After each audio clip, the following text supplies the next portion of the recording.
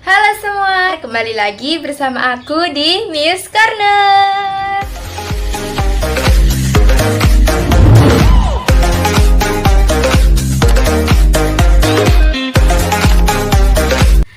Nah, di video kali ini aku mau sharing-sharing aja kepada kalian semua yang masih mahasiswa baru. Gimana sih cara cari kos biar kalian itu tidak sampai salah pilih kos dan tidak sampai menyesal. Tonton terus video aku ya, stay tune. Aduh, gak enak nih kosku yang sekarang. Airnya kok susah ya.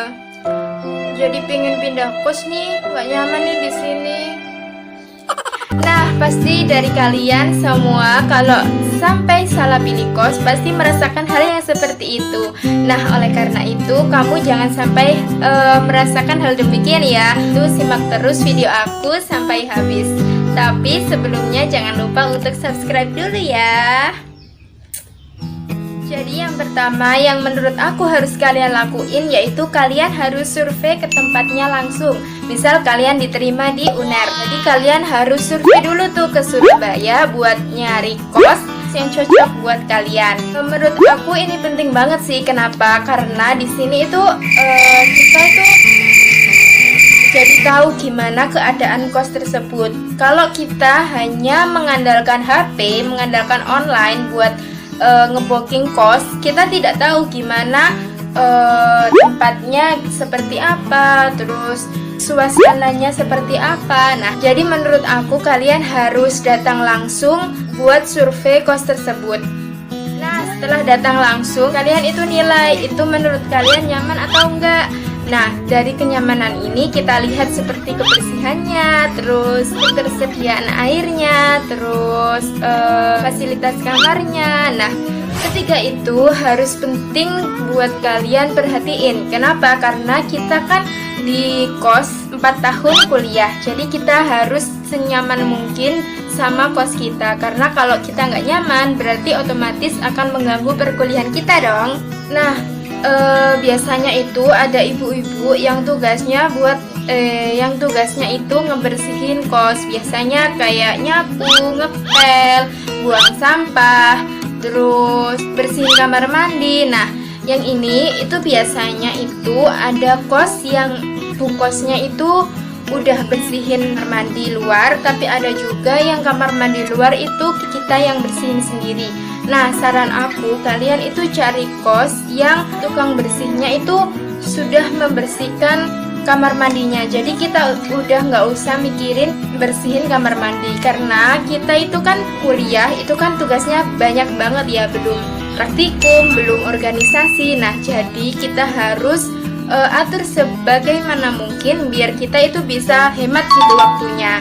Nah, jadi kita nggak usah terlalu riweuh mikirin membersihkan kamar mandi yang ada di luar. Yang kedua yang harus diperhatiin itu ketersediaan airnya. Jadi karena kalian itu pas survei kos, kalian datang ke kamar mandinya buat ngecek gimana airnya itu udah bersih apa belum, udah jernih apa belum, warnanya gimana. Nah, karena menurut pengalaman aku yang di kos pertama aku itu keluarnya itu susah banget. Terus yang kedua itu warnanya itu hijau, kayak ada lumut-lumutnya gitu. Jadi kan otomatis kita merasa kita itu nggak bersih gitu ya, karena mandinya itu airnya itu keruh dan nggak jernih seperti biasanya. Terus cara keluarnya gimana? Apakah sulit apa enggak? Karena kalau di kos aku itu keluarnya itu susah banget. Jadi kita itu harus hemat air biar semua anak kos itu kebagian air. Jadi itu nggak enak banget. Jadi saran aku kalian pas survei kalian harus datang langsung ke kamar mandinya buat ngecek airnya. Lalu yang selanjutnya itu kan fasilitas kamar. Nah, jadi ini kalian harus lihat kamarnya itu gimana. Sekiranya buat kalian itu nyaman apa enggak sih? Misal dari luasnya, misal kamu orangnya terbiasa dengan kamar yang luas, berarti kamu lebih baik cari kos yang luas biar kamu itu nyaman dan nggak merasa sesak. Tapi kalau kamu kamar sempit oke, kamar luas oke, berarti nggak masalah, bisa cari kos yang sempit, bisa juga cari kos yang luas. Lalu aspek yang kedua yang harus kalian perhatiin selama cari kos yaitu harganya. semua pasti kan memperhatikan harga ya. Wajar sih kalau kalian itu lihatnya harga. Tapi menurut aku kalian itu harus punya prinsip harga kos semurah mungkin tapi dengan fasilitas yang sebagus mungkin. Prinsip ini gimana sih? Nah, maksudnya itu prinsipnya ya, misal ada kos A.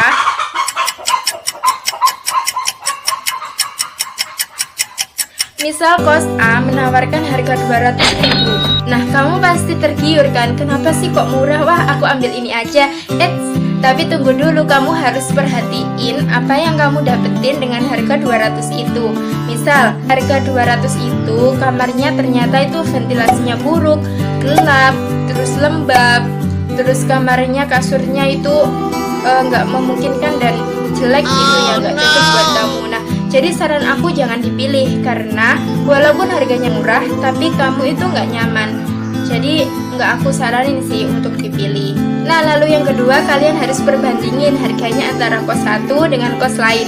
Jadi saran aku, kalian pas survei itu jangan tertuju pada satu kos. Kalian itu harus cari beberapa kos yang sekiranya sampai menemukan kos yang cocok buat kalian. Jadi kalian itu harus bandingin harganya, misal di kos A sama kos D.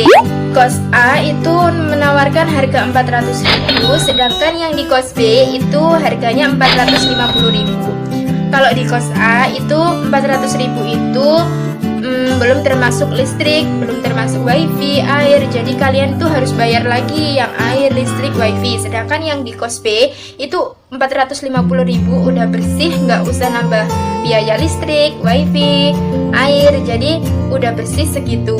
Jatuhnya nanti kan lebih mahalan yang kos A. Nah, saran aku kalian harus pilih yang kosnya itu udah bersih. Jadi menurut aku kalian lebih prioritas pilih yang kos D. Nah, lalu aspek selanjutnya yang harus kalian perhatiin itu menurut aku lokasinya. Lokasi ini tergantung sih dari mahasiswanya. Kalau kalian kuliahnya mau jalan kaki, berarti saran aku kalian harus cari kos yang deket dari kampus, ya paling nggak 1 kilometeran lah. Kenapa?